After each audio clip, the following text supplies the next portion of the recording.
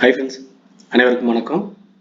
நிஃப்டியோட மார்க்கெட் கரண்ட்ல எப்படி இருக்கு அப்படிங்கிறத நம்ம அனலைஸ் பண்ணிட்டு நாளைக்கான என்ட்ரி டார்கெட்டை நம்ம எப்படி பிளான் பண்ணலாம் அப்படிங்கிற விஷயங்கள் தான் நம்ம கண்டினியூவாக பார்ப்போம். ஸோ இன்னைக்கு நம்ம கொஞ்சம் அடிஷ்னலாக என்ன செய்யலாம் அப்படின்னா மல்டி டைம் ஃப்ரேம் அனாலிசிஸ் அப்படின்ற டைப்ல கன்ஃபர்மேஷன் எடுத்துக்கிறதுல மார்க்கெட் டைரக்ஷன் மேலே போகுமா கீழே இறங்குமா, எவ்வளோ பர்சன்டேஜ் ஆஃப் ரேஷியோ வந்து கீழே போகிறதுக்கு இருக்குது இல்லை மேலே போகிறதுக்கு இருக்குது அப்படிங்கிற விஷயங்கள் எல்லாம் அவுட்லைனா அட் த சேம் டைம் கொஞ்சம் இன்டெப்த்தாகவும் பார்க்கலாம். ஸோ சார்ட் ரீடிங் அப்படிங்கிற விஷயங்களை கொஞ்சம் இம்பார்ட்டன்ட் பண்ணலாம் அப்படிங்கிறதுக்காக மல்டி டைம் ஃப்ரேம் ஃபர்ஸ்ட் டெய்லியும் ஹவர்லி அப்புறம் 15 மினிட்ஸ் இந்த 4 டைம் ஃப்ரேம்ல மட்டும் டீட்டெயில்ஸை பார்க்கலாம் அப்படின்ற மாதிரி நம்ம பார்க்கலாம். ஒன்று.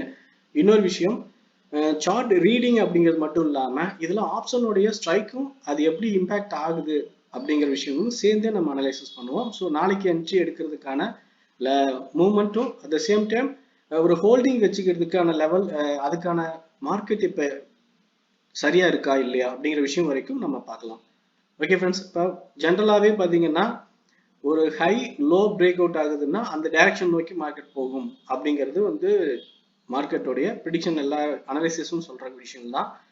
இப்போ மார்க்கெட் வந்து பார்த்தீங்கன்னா இப்போ இங்கேருந்தே பார்த்தீங்கன்னா ஹை பிரேக் அவுட் ஆகிட்டு லோ பிரேக் அவுட் ஆகிடும். ஹை பிரேக் அவுட் ஆயிடுச்சு அப்படின்னா அடுத்து மேலே போகிறதுக்கு பாசிபிலிட்டிஸ் இருக்குன்னு நம்ம பார்ப்போம். ஆனால் இங்கே ஸ்ட்ரகிளிங் ஆகிட்டு இருக்கக்கூடிய லெவலுங்கிறதுனால வோல்டிலிட்டியில் ஸ்ட்ரகிளிங்கில் பிரேக் அவுட் டவுன் சைடு அப்படின்னு நம்ம பார்க்கலாம். அந்த லோ பிரேக் அவுட் அப்படிங்கிறது 25,50.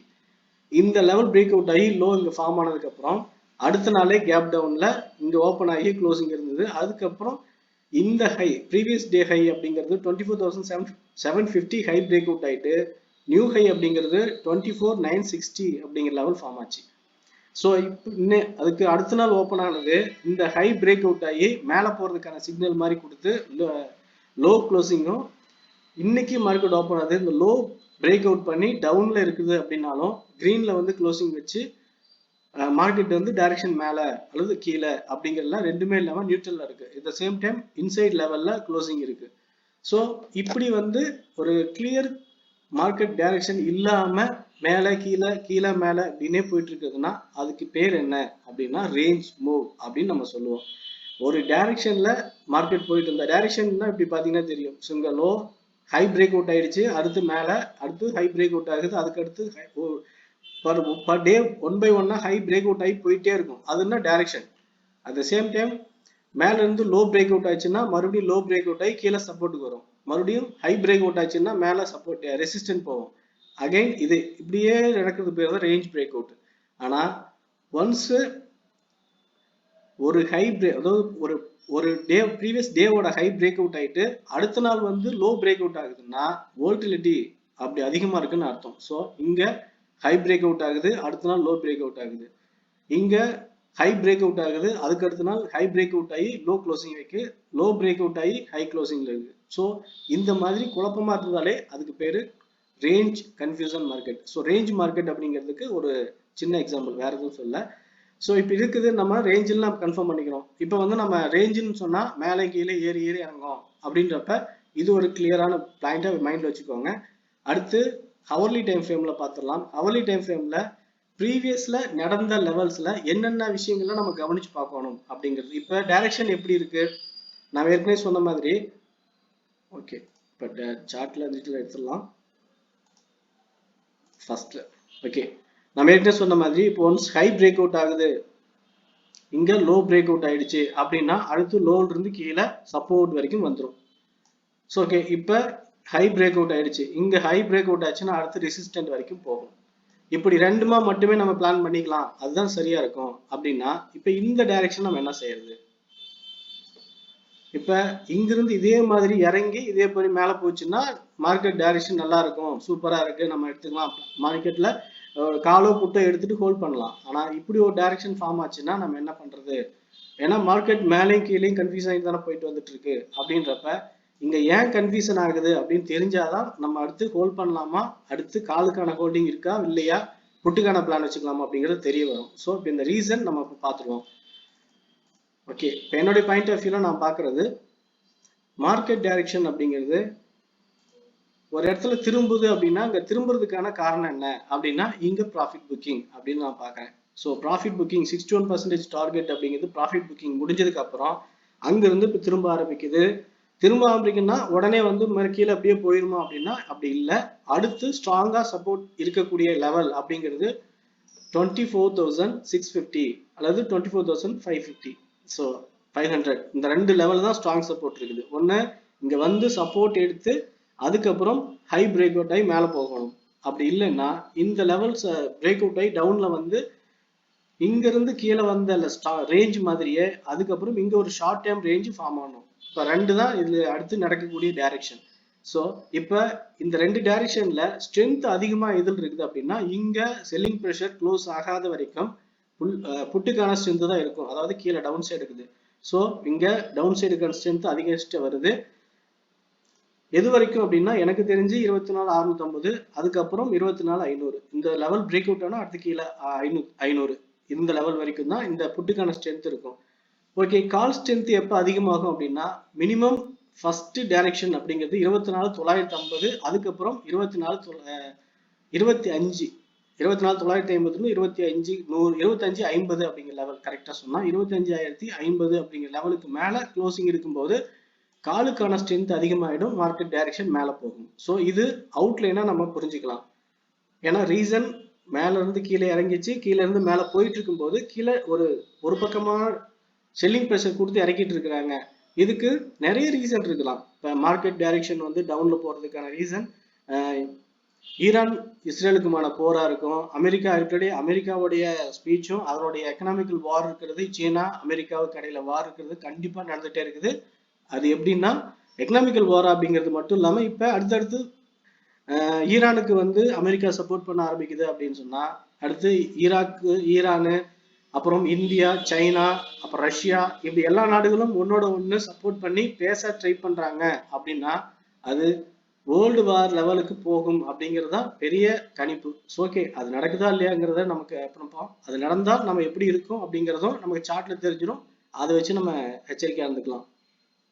ஸோ இன்னைக்கு இப்ப இந்த நெகட்டிவ் நியூஸ் எல்லாம் இருக்கிறதுனால மார்க்கெட் வந்து மேல ஈஸியா போறதுக்கு பதிலா இப்படி மேல போறதும் செல்லிங் ப்ரெஷர் வர்றதும் மேல போறதும் செல்லிங் ப்ரெஷர் வர்றது மறுபடியும் இந்த மாதிரி ஒரு ஜிக்ஸாக் மொமெண்டம் தான் இப்ப நடந்துகிட்டு இருக்கு. அதான் சொல்ல வரேன்.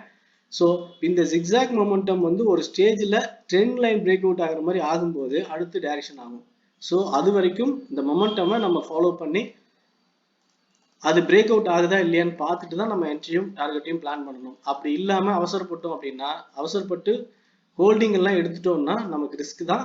அந்த விஷயங்களை நம்ம கேர்ஃபுல்லா இருக்கணும். ஸோ இப்போ டைரக்ஷன் லெவல்ஸ் அப்படின்னு நம்ம பார்க்கும்போது ஹை பிரேக் அவுட் ஆகணும் அப்படின்னா இந்த ட்ரெண்ட் ரெசிஸ்டன்ட் வந்து பிரேக் அவுட் ஆகணும். இங்கிருந்து வந்துட்டு கீழே ஸோ இந்த ரெசிஸ்டன்ட் டச் பண்ணியிருக்கு, அடுத்து இப்படி போகுது. ஸோ இப்படியே ரெசிஸ்டன்ட் டச் பண்ணி அக்குமுலேட் பண்ணிட்டு டவுன்ல வந்து இப்படி மேலே பிரேக் அவுட் ஆகுதா இல்லை டவுனே போகுதா அப்படிங்கிறது தான் அடுத்தடுத்து நம்ம பார்க்குற விஷயங்கள். ஸோ இந்த லெவலுக்கு மேலே இந்த டார்கெட்டு, அப்படி இல்லைன்னா இப்படியே ஜிக்ஸாக்கா போயிட்டு இருக்கோம் அப்படிங்கிறத நம்ம பார்க்குறோம். அதனால நம்ம கேர்ஃபுல்லாக இருக்கணும். இந்த லெவல்ல மார்க்கெட் ரேஞ்சில் போயிட்டு இருக்கிறது அப்படிங்கிறத பிளான் பண்ணி ஹோல்டிங் இல்லாமல் இன்ட்ராடேக்கான என்ட்ரி டார்கெட் மட்டும் எடுத்துக்கிறது சேஃப். ஓகே, இப்போ ஓவராலா மார்க்கெட் வந்து ரேஞ்சா இருந்தாலும் இன்சைட் ரேஞ்சுன்ற மாதிரி மார்க்கெட் போயிட்டு இருக்கு. அதுல வாலட்டிலிட்டி அதிகமா இருக்கிற மாதிரியான செல்லிங் ப்ரெஷர் இருக்கிற மார்க்கெட் இருக்கு அப்படிங்கிறத நம்ம முடிவுக்கு வந்துட்டோம். அடுத்து இன்ட்ராடேக்கான லெவல்ஸும் என்ட்ரி டார்கெட்டும் நம்ம எப்படி எடுத்துக்கலாம், எந்தெந்த லெவல்ல இன்ட்ராடேக்கான லெவலா நம்ம பிளான் பண்ணலாம் அப்படிங்கிறத நம்ம இப்போ பார்க்கலாம். ஸோ அதுக்கு நம்ம 5 மினிட்ஸ் சார்ட்டோ இல்லை 50 மினிட்ஸ் சார்ட்டோ எடுத்துக்கலாம். 50 மினிட்ஸ் சார்ட் அப்படிங்கிறது உங்களுக்கு ஈஸியாக இருக்கும். 5 மினிட்ஸ்ன்றது கொஞ்சம் அக்யூரேசி அதிகமாக எடுக்கணும் அப்படின்ற மாதிரி இருக்கும். இதுல சப்போர்ட் லெவலும் ரெசிஸ்டண்டா என்னுடைய பாயிண்ட் ஆஃப் வியூல நான் மார்க் பண்ற லெவல்ஸ் அப்படிங்கிறத பண்ணிடுறேன்.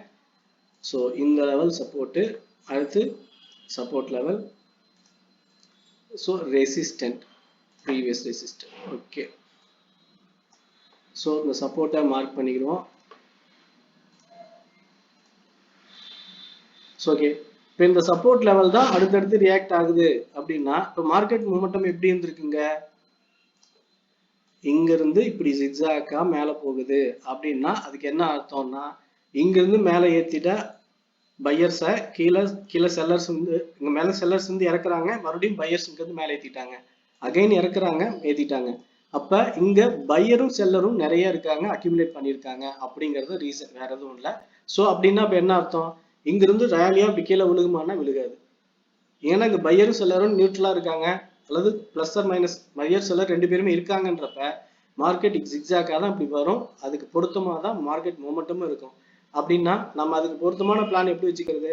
இப்படி ஜிக்ஸாக்கா மொமெண்டம் ஏறி ஏறி இறங்குதுன்னா நம்ம ஒவ்வொரு என்ட்ரியிலுமே என்ட்ரி எடுத்து ஒவ்வொரு என்ட்ரியுமே மேல இருந்து கீழே இறங்குறப்ப எடுத்துக்கிட்டு மறுபடியும் இங்கிருந்து போகிறப்ப ஹை டச் பண்றதை எடுத்துட்டு திரும்பவும் கீழே வந்து எடுக்குது, இப்படி எல்லாம் எடுத்துக்கிட்டே இருந்தோம்னா ஒரு ஸ்டேஜுக்கு அப்புறம் மார்க்கெட் டைரக்ஷன் இல்லாம இந்த மாதிரி சுத்திக்கிட்டே இருக்கும்போது நம்ம ஸ்ட்ரைக் லெவல் கம்மியாயிடும். அது நமக்கு என்ன மாதிரி பிரச்சனையை உண்டாக்கும்னா ஈஸியா ஸ்டாப் லாஸ் அடிச்சிடும். ஸோ ஒரு என்ட்ரி எடுத்தோ டார்கெட் புக் பண்ணோமா, அடுத்து ரெண்டாவது கிளியர் கன்ஃபர்மேஷன் என்ட்ரி கிடைச்சா எடுத்து புட்டு எடுக்கலாம், அப்படி இல்லையா வெயிட் பண்ணுவோம், கிளியரா என்ட்ரி கிடைச்சா எடுப்போம், இல்லைன்னா வெயிட் பண்ணலாம். ஸோ இந்த விஷயங்களுக்குள்ள நீங்க தெளிவா வரணுன்றதுக்காக தான் இப்படி ஒரு டீட்டெயிலான விஷயத்தை நம்ம பேச ஆரம்பிச்சோம். ஓகே ஃப்ரெண்ட்ஸ், இப்போ என்னுடைய பாயிண்ட் ஆஃப் வியூல நான் சொல்ல வரது கிளியரா இருக்குது. மார்க்கெட் டைரக்ஷன் டவுன், ஒரு புல் பேக் அப்புறம் கீழே டவுன்ல போயிட்டு இருக்கு. ஓகே, இந்த டவுன்ல இருந்து மேல இருந்து போயிட்டு திரும்பவும் கீழே இறங்கிட்டு இருக்கு. இந்த இறக்கம் 24,600 24,500 வரைக்கும் வரலாம். ஆனாலும் அது வந்து இப்படி ஜிக்ஸாக்கா ஏறி ஏறி இறங்கும் அப்படிங்கிறனால ஆப்ஷன் ஸ்ட்ரைக் வந்து வீக்கா தான் இருக்கும். ஸோ கேர்ஃபுல்லா ஹேண்டில் பண்ணணும் அப்படிங்கிறது தான்.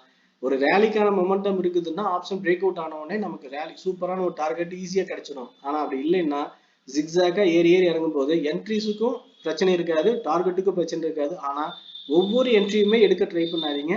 ஒரு என்ட்ரி அல்லது 2 என்ட்ரி மட்டும் எடுத்துட்டு ஈஸியா வெயிட் பண்ணுங்க. அடுத்தடுத்து ஆப்பர்ச்சுனிட்டிஸ் நிறைய கிடைக்கும். நம்ம இப்படி அவசர ஓட்டி எடுத்து நம்ம க்ளோஸ் பண்ணிட்டு வந்தோம்னா நம்ம ஆப்பர்ச்சுனிட்டிஸ் மிஸ் பண்ணிடுவோம். லாஸ்ட் டைம் சொன்ன மாதிரி இப்போ இங்க நம்ம எப்படி என்ட்ரி எடுத்து கீழே வரைக்கும் எடுத்தோமோ அந்த மாதிரி இங்க மறுபடியும் பிரேக் அவுட் ஆனா மேலே போகும், இல்லை இங்க பிரேக் அவுட் ஆனாலும் கீழே வரும்.